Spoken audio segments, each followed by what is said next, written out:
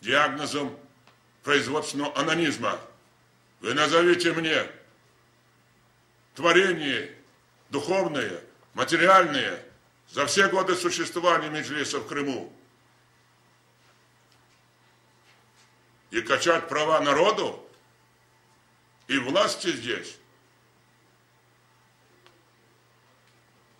Поэтому первое решение, которое было принято на Совете 30 числа, вопрос назначения кадров, распределение бюджетных ассигнований украинского, я имею в виду государственного бюджета, Автономной Республики Крым будет проходить через решение Совета при президенте. Прозрачно.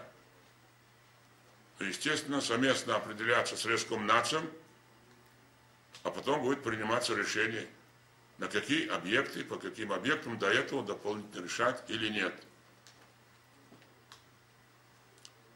Второй очень озабоченный вопрос поставил Анатолий Владимирович. Он говорит: помогите, оптимизируйте вопрос наделения участками, вот который возглавляет сегодня Царев Георгий Юрьевич, чтобы ускорить решение выдачи земельных участков.